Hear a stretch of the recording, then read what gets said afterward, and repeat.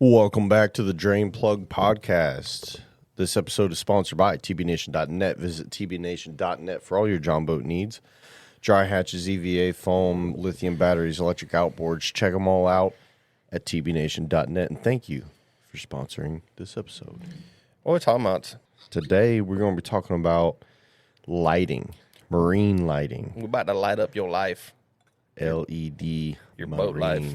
Lights. And what are we drinking tonight? We are drinking, this is a gift from one of our very good customers. Thank you, Chris, for bringing this to us. He watches our podcast, and he just showed up at the shop one day. He's like, hey, I know y'all do bourbon reviews. You got to try this. This is the Bullet Bourbon. Never tried this one before. Nope, me neither. Never even thought to pick one up. See it all the time. You can get it pretty much everywhere. Yeah. But this is just a regular bullet bourbon. It's a liter. We get a liter. 90 proof Kentucky straight bourbon whiskey. I've heard good things about this brand, though. I may or may not have opened it and got just a tiny tasty taste. Oh, so you just lied to everybody because you have tried it before. Well, I haven't tried it before this bottle came in. That looks more than like a tasty taste. I mean, it was just a little taste. Old Kyle done tried it probably too, huh? Maybe. Come on, Kyle. No, yeah, he did, because he brought it back there the other day and was like, "Oh, we gotta try this." And I was like, "All right." Dude, one day he started early. He was answering too many phone calls. He was like, "Nope, forget this." We have a company policy at TBNation Southeast. Is if phone calls get crazy before noon, you're allowed to start drinking after lunch. Yeah. So by the time 5 o'clock rolls around and people start calling, we're not cussing them out. Yeah. Yep.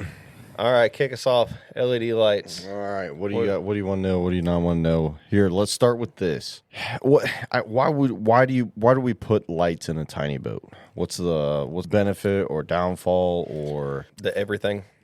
What makes them a hot commodity? The biggest thing with LED lighting is you have to have navigation lights on your boat. Mm-hmm.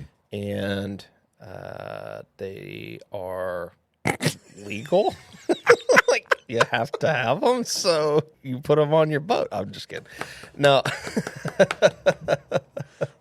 Now, the big draw with LEDs is they put out a lot of light for their size, and they draw very little power. Naturally, the things that you have to have in your boat, your front nav and your rear navigation light, as cheap as LEDs are these days, it would be not very smart to not put LEDs in your boat. Like, I can't think of a positive for LEDs or for an incandescent bulb than I would for an LED. The only thing is that if you have like an LED light strip for your front nav light, if they go out, you can't replace it on the water. You can keep a spare bulb with you if you have one of the plug-in bases, or you can keep a spare, pole light, but you can't replace an LED strip out on the water very easily. Correct. So that's really the only downside to LEDs. Back in the day, LEDs were crazy expensive, and people just kind of steered away from them because of the cost. Yeah. Now they're super, super cheap. Like, LEDs are crazy cheap. Yeah.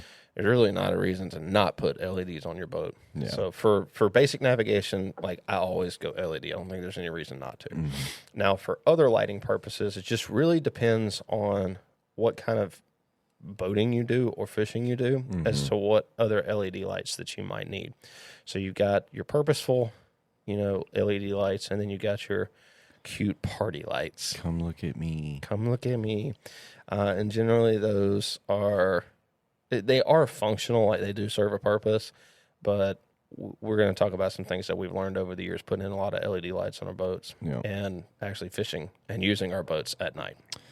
So we all know about the front and rear navigation lights. That's pretty much a standard. Don't really want to spend a whole lot of time on those. Aside from, I do see a lot more manufacturers or even smaller companies really targeting that rear navigation light. Yeah, pretty good. There's the Firefly one. What's the Max It Out LED? LED is the one we sell. There's some really good options for a rear nav light. Front ones. Really, the only things that I kind of know of are like those shark eyes, but like those are illegal in half of the country. So you need to check your boating laws in your state before you put front navigation lights on your boat. I know in some states they require for the navigation lights to be above the bow of the boat. Yep. Some of them don't have a specification. Mm-hmm. Some of them say they can be at or above the bow line of the boat, but they can never. I don't know of any states that it can be below the bow line. Yeah. And the reason for that is so that people can actually see you at night. The other thing is like you need to understand, and I see people do this all the time. I know this Coast Guard regulation, and I'm pretty sure it's a law in every single state. But you're only supposed to be running your front navigation lights when you are under power, when you are moving the boat. So if you're fishing in a spot, you're supposed to turn that front nav light off. Yes. Now, if you're trolling along and you're moving at a pretty decent pace, I would probably turn them on because you are technically under power. Right. I don't think you can get in trouble for having them on when you're not supposed to. Right. But you do look like a doofus. Yeah. When you're just sitting there. The only thing is and I have this problem too because I night fish a lot when I catfish in the summertime. It annoys me to be coming around like a corner of a river and 150 yards off, I see navigation lights, and I'm trying to figure out what that other boat is doing so that I don't run into them or also get in their way. And if they're sitting still, it's kind of hard to tell that from a few hundred yards away until you get right up on them, and I'm like, oh, it's just some dum-dum with his nav lights on for no reason. The rear light is the anchor light. It has to be on when you're driving, but also it's a 360-degree light so that people know that you are anchored and not moving, or that you're just not moving very quickly. Right. So that's it for navigation lights. That's just kind of a pet peeve of mine. It always drives me nuts. Yeah. Now, one thing that we have learned about LED lights, especially for you people that want to put them to look cool and not so much for functional purposes, is when you go to install them in your boat, make sure that none of them are facing you while you are fishing or while you are driving the boat. You want them pointed down, not out. Yes. They will blind you and they will mess up your night vision, especially if you're trying to drive at night and you've been in almost complete darkness fishing, and then you turn on your LED lights because you want to go drive around and look cute, and then you got LED lights that are super bright right in your eyes. It will severely mess with your night Lights vision. inside the boat at night make it very difficult to operate the boat safely. Yes. To see where you're going, what you're doing, unless you have what you and I both have, those front spotlights, like headlights, basically. Yes. But I turn everything off inside the boat if I'm using those. Yeah, it makes it easier to see. see. Yeah. Even in the red, like I have all red, but I am blind if I'm trying to motor down the lake. And I have those lights on. So Same thing as driving a car. You don't drive a car with all your interior lights on at night because it messes up your night vision. And that sounds like common sense, but people do it. I see people do it all the time. Especially what really freaks me out is those party rigs when people out there in the middle of the summer partying around on that pontoon boat with lights flashing everywhere and they're hauling butt, and it's like, dude, there ain't no way you know where you're going. There's no way. Yeah. Well, it's not only dangerous for you, but it's dangerous for the other boaters that are out there because, one, when you've got those LED light strips that go all the way around your boat and they're flashing and beating to your music and stuff, we can't see your navigation lights. All we see is a disco going on the other side of the lake, and I have no clue if you're coming towards me, going away from me, unless you have your bow light or your navigation lights up way above where those lights are, which most people don't. They have them right at the bow line because that's the most obvious place to put them. But and I know we're spouting out a bunch of negatives right now, but those interior LED light strips do come in handy in some situations. Oh, they look cool. Getting the boat Don't ready get in me the wrong. morning. They look super cool. Packing the boat up at night. Yeah.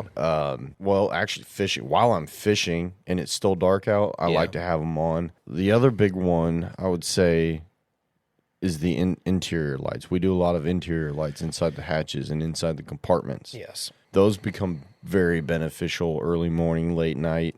What I like so the way I look at it when I'm building a boat and I want to light up the inside, I have two mindsets. One is if I have to get into any of my storage hatches to get something, whether that be tackle, grab a drink out of the cooler, put a fish in a live well, any of that kind of stuff, I want to be able to hit a switch and turn on a light in whichever area of the boat that I'm going into. If I'm going into the front compartment, I want lights in there because there is nothing more frustrating than it's already dark outside. It's hard to see.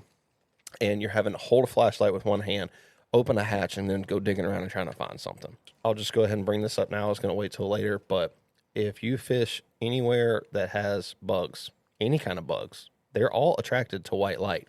And if you're White, walking around, blue, green. yeah, well, they really love all of them. all three of those colors. But white in particular, if you're holding a flashlight and you're trying to open up a hatch, you're going to get swarmed by bugs in the summer and the springtime, stuff like that.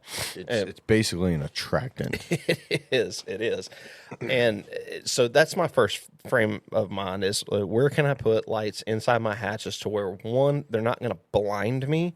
And we've made this mistake before, and we've had to undo it, where you mount like a small light that's right at the edge of the hatch, and then you go to open the hatch, and during the daytime, when you're installing it, it doesn't look like it's in the wrong place. It looks like it's going to light up everything. It's going to be amazing. Boy, dude, you open up that hatch at night, it is instant blindness. Like freaking cops are coming after you. Yep. So that's one side of my thought process. The other side is moving around inside the boat, walking from the front deck to the cockpit or cockpit to the back deck, and just being able to move around and fish in general. Those are my second kind of lights. And I want those to be something that's not overly bright, almost like I guess you call it like a mood light almost, something just soft and glowy. Or they kind of call some of them courtesy lights. Courtesy lights, yeah. Just a little bit of dim light. Think of the stairs at the movie theater. Yeah. You just want something where you can see what you're doing. Which, by the way, like if you have different levels inside your boat, specifically if you have a step or a bench seat, those help you at night. How do you say this? Like gauge the different... Gauge your height distances so you don't... And I've done this because I have, like, my front deck is a good 12, 14 inches up from the main floor of my boat. Yeah, and I have been up on the front deck and tried to step down and missed my step because I didn't have my lights on. So we'll be installing a ladder soon. I'm just kidding. I probably need one in my boat. But that's something, like, you need to be thinking about that when you're doing your install so that you don't, one, put your lights in the wrong place or put the wrong kind of lights in the wrong place. Because, and you know what? Classic example. The weekend warrior boat that we did, we put those two green LED lights up on the bow plate, facing like they were parallel with the deck. And it's fine if you're fishing. They're great because it lights up all around your feet. But when you go sit in the back to run the outboard on it, those things are shining right in your eyeballs. And it sucks because they look so good. They do. It does look good. But in reality, they're not practical. And it was a great idea when we did it, but I would not redo that. Yeah. I would figure something else out. You got to strike a balance between what looks sexy and what's functional. Yeah. And if you think that you're going to be able to see it from, like, here's another example. When you do those under the gunnel lights on the inside of the boat, sometimes you don't have a choice but to mount them to the hull, and not the gunnel, so shining they're facing towards in. you. Yeah. And that's like one of the worst things you could ever do, because when you sit down and you're at that same level, like say you were up on your front deck and you wanted to sit on the edge of the deck to tie a lure on or something, those lights are shining right in your eyes. Same thing when you're running your outboard. It's a pain in the butt. Yeah. So if you can get them somewhere to where they're shining down and not straight out, it will help your night vision a lot. Speaking of night vision, me and you both have switched completely to red. Yeah. I have all red LEDs in my boat. Now, I left my white lights in there. I had white lights underneath my hatches so that I could see a little bit better at night. But I added red lights and put them on a separate switch because the bugs. Red lights are the only ones that don't attract bugs. And they do not attract them at all. Nope. I have a little bit of a video that I did on that, but like I think we need to go out one day this summer and make an actual video on that because I already did. Oh, you did? Yeah, I haven't done a YouTube video yet, but you know that light bar that I made that plugs in on my boat that's got the UV light on one side and the red light on the other? I actually got like down on the side of it and I turned the UV light on, which by the way, hold on, I'll come back to that in just a second. So I turned the UV light on and you can just see the swarm of mosquitoes and little bugs and mayflies that were attracted to it. I turned it off and then I immediately turned on the red light and you could still see the haze of bugs over on the lens of the UV light, but there was nothing on the red. And then I did the exact same thing on the front of the boat. I put my camera on a pole, and I went down beside my red navigation light, And I just sat there for a second. And you can see there's, like one little fly or a mayfly or something flying in and out of the screen every couple of seconds. And then I just took the camera and I just swapped it over to the green side, and it's just swarmed with bugs everywhere. Man. So, yeah, that's something I think of. So, back to the UV light thing. UV lights are becoming really, really popular for night fishing because you can get UV reflective or UV reactive lines and rods. Now it's really popular for catfish, but a lot of other people are starting to do it. And while it Not the bass does fishermen. look, no smart. bass fishermen are special. Smart is the word you're looking for, by the way. While it does look cool and it is very functional, like there is, now that I have LED UV lights on my boat, I can honestly say that it is way easier to see light bites at night on UV line. Like I have a fluorescent green line on all my catfish rods, and I can see with no lights on in the boat other than those UV lights, I can see even the slightest line movement. It's great. I love it. Problem is, do you know what restaurants use to attract bugs to keep them out of the UV restaurant? They use UV lights. I mean, what's the old school little like gzzz Yep, the old thing bug that lights. you'd hang Same on your thing. porch? Yeah. Same concept. So if you are going to run UV lights, I would make sure they are as high and far away from you as you can possibly get them, or put them in an area where you're not going to be. Like if you have a catfishing boat like mine and you're going to be in the back of the boat when you're anchored up, I would put the UV lights as far forward as I possibly could to get them away from me. Right. Which is another thing that a lot of people are starting to come out with. You see these rear navigation lights, because they have to be white. They're getting taller and taller and taller to try to keep the bugs away from you at night. And it does work. Another thing that works is taking your white LED bulb out and replacing it with a red bulb. That's kind of illegal, but I may or may not have tried that once, and it helps a lot. Just saying. But it's illegal. We don't recommend it, but we do it. In all honesty, I got on some of the rivers that I fish where I know there's no boat traffic at night, I made me another LED light pole for the back of my boat that has a red LED in it, and I just keep the white one next to it. And if I get a ticket, I'll take the ticket. It is what it is. But when it's midsummer in Georgia, there are so many freaking mayflies that you cannot breathe without sucking 4 of them up your nostrils. It's almost impossible to fish at some parts of the year. They try to rehome themselves in your nose. So I keep a red LED bow light on my boat, and that's what I use it for. It's illegal, and I get it, but you can see that thing from 10 miles away. Yeah. I ain't worried about it. If they want to give me a ticket for it, they can give me a ticket. I don't care. The other lights I'd like to bring up are the bunk lights. So, like, you can buy the Gatorback synthetic bunk cover to go over that 2x4, but then underneath that, inside the 2x4 recess, the flashlight strips in there. Yeah, those are really cool. That is a freaking game changer. Yep. It's pretty cool that, in the early morning or late at night, you're pulling back in and everyone else is struggling getting their boat up on there because they can't see their bunks and all this, and they're getting out in the water, just pulling the boat up, and I can just back mine in. It's like a lit up runway under the water. I have no issues. Like those, if you're gonna add any lights at all, I think those would be the lights to add. They're cool, but they are very functional. Yes. Very functional. I wish I would have put them on my boat. They're really nice. But also, I like what you do with your trailer, though. Putting the reverse lights on. Reverse lights is very nice. On mine, we put the pod lights inside the transom of the boat, which still helps. Yeah. It still does a great job, but it would be nice to have those lights a little bit lower like yours are. Yeah. So you can see the actual curb of the boat ramp as you're going back and stuff like that. But no, that was a genius idea that you had for that. It works good. I'm still kind of 50-50 torn on it. I like having them in the transom like we did on your boat, because you can see it to back up in the lake at night. Mm-hmm. And I'm not going to say like I could use it all the time, like, oh my God, it's the greatest thing ever. But there's been a few times where I've been in like a really tight spot and I wanted to back up and I could not see behind me. Right. And I wish I would have had some lights. And I keep a flashlight in the boat, so it wasn't a big deal, but I hate having to turn a white flashlight on inside my boat in the summertime or even in the spring when the bugs are bad. So I like having LED lights on the trailer for backing up, but I also really like them on the transom. Yeah. In all honesty, my next boat, I'll do both. Right.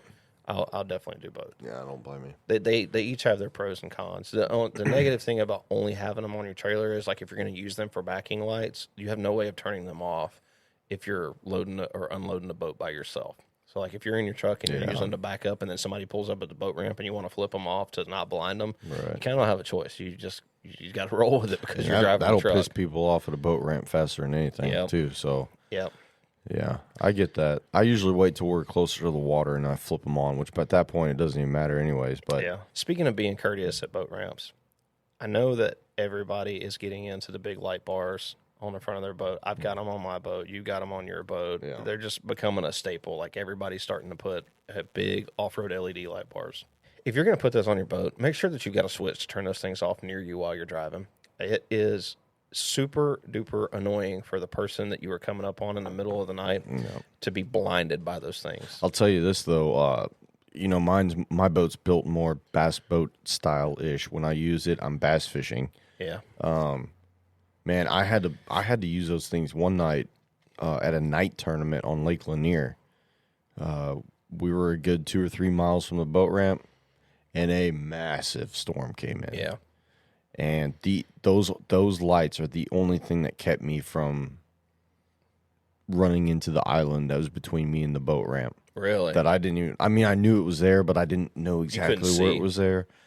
And I had to have those things on. I wouldn't keep them on consistently, but I'd flip them on for 4 or 5 seconds just so I knew what I was doing, and then cut them back off. Yeah. But that brings me to my next point: is keep that switch somewhere within arm's distance of where you're operating your motor. Yes. Because that's when you're going to need it. That's when you're going to want it.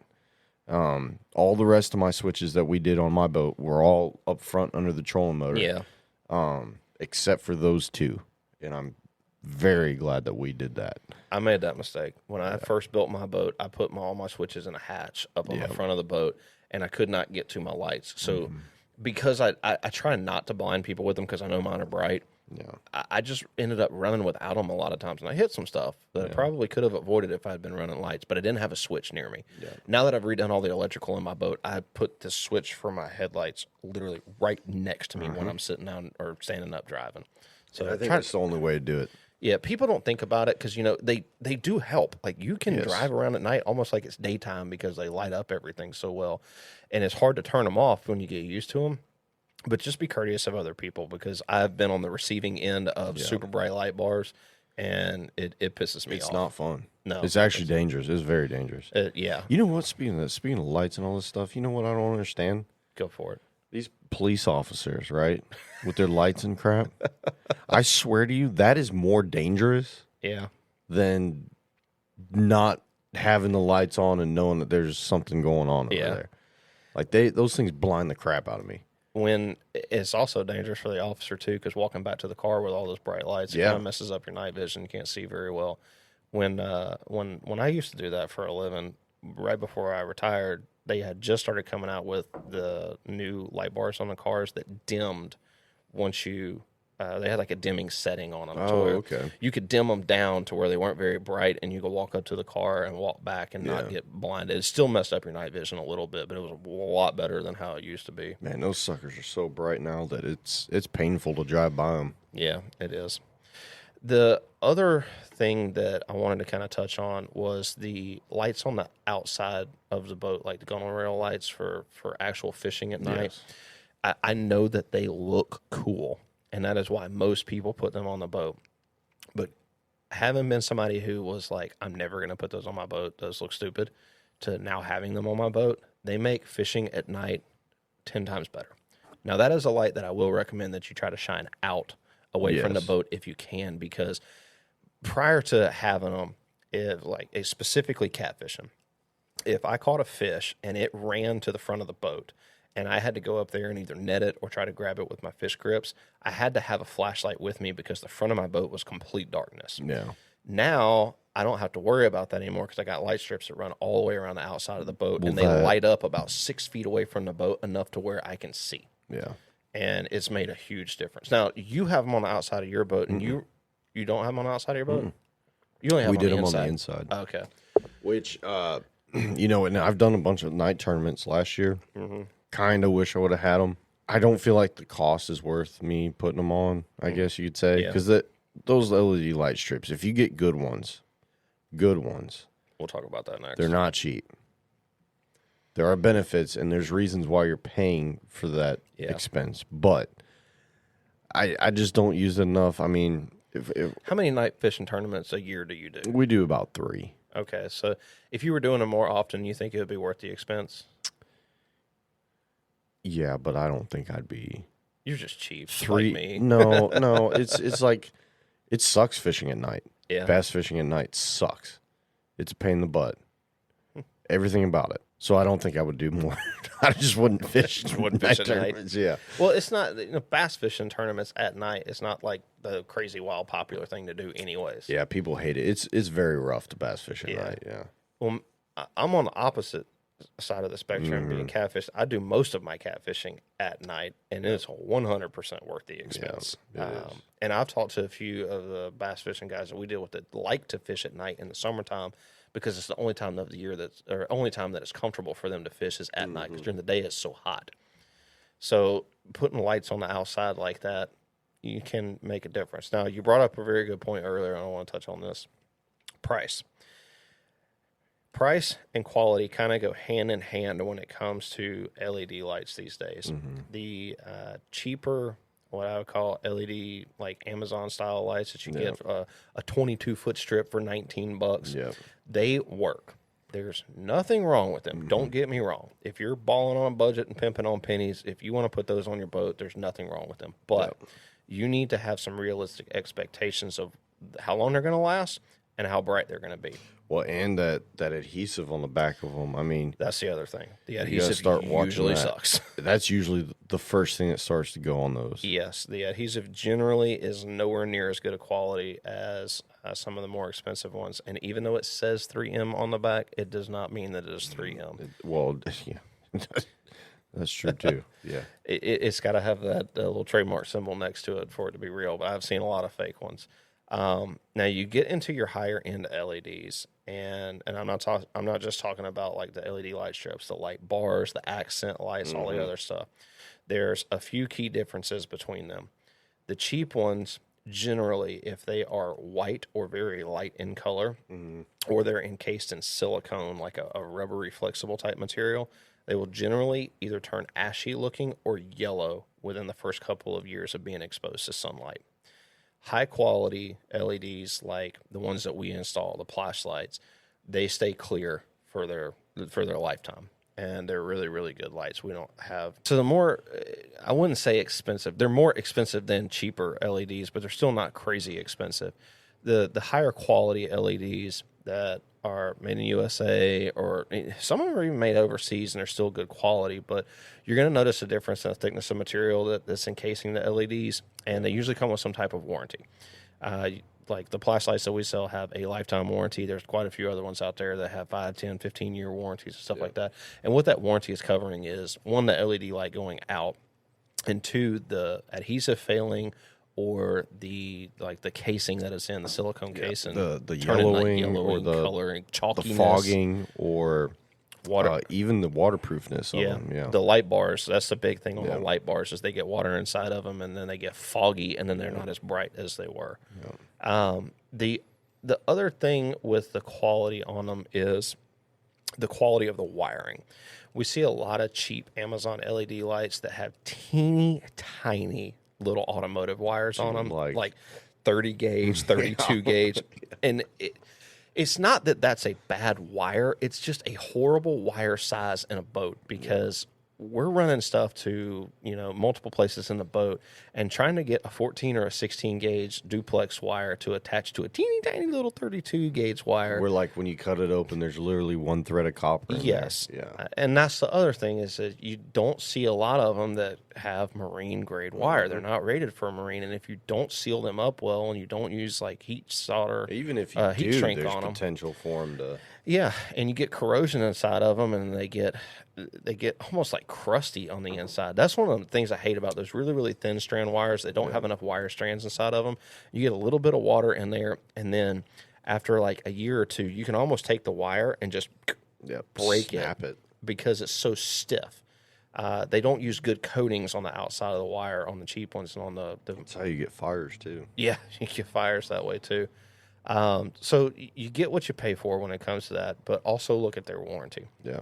Like we do at Flashlight, they have a pretty much no questions asked lifetime warranty. Yeah. If anything happens, they replace them. And they're good people too. Very You're good supporting people. a very good company by doing that. They're here they're in Texas. They're a good American made company. They have really nice products and they stand behind them too.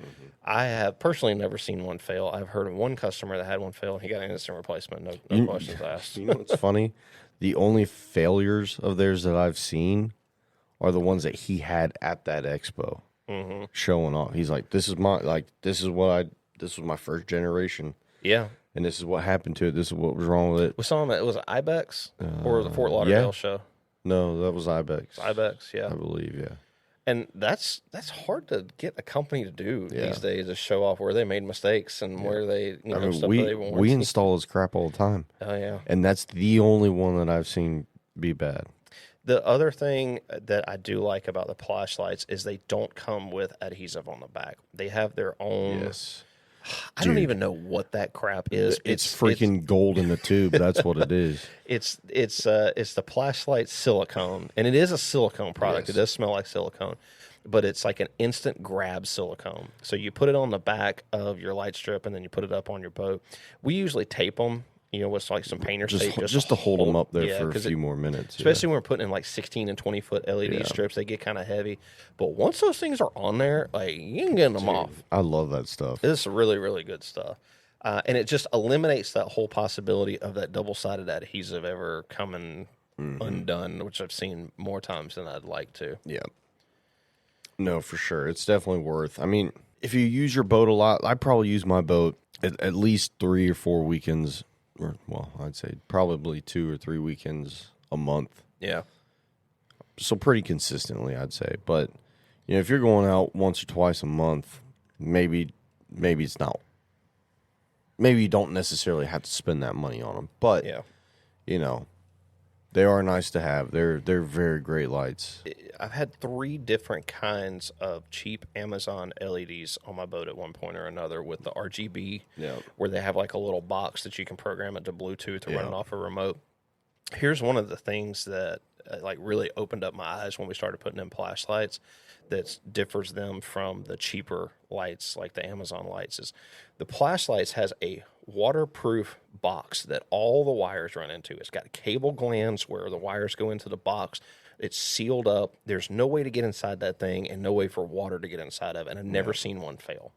On the cheap Amazon ones I had, they have like household USB plugs. Yeah. Which if you get them anywhere close to water, they start corroding and rusting. And I've had 2 fail because I couldn't get the plugs like to do anything anymore. Like you would plug them in, try to wiggle them around, and the lights would come on for a second, and they would come on. Well, I mean, even just natural moisture will get up in there. Yes. So they don't design cheap Amazon LEDs or any of those like, overseas cheapo LEDs. They don't design them with longevity in mind. They just want to sell you a product that looks cool for a while, and that's really it. There's no support for them later on down the road. But like the RGB and the RGBW controller that Flashlight makes, I know it is kind of pricey. It was like $200. Yeah. But I've never seen one fail. It's got a ton of options on it. It's completely waterproof. I would mount that thing anywhere in a boat and never have any problems with it. So just that little bit of peace of mind helps out a lot. One last thing that I want to touch on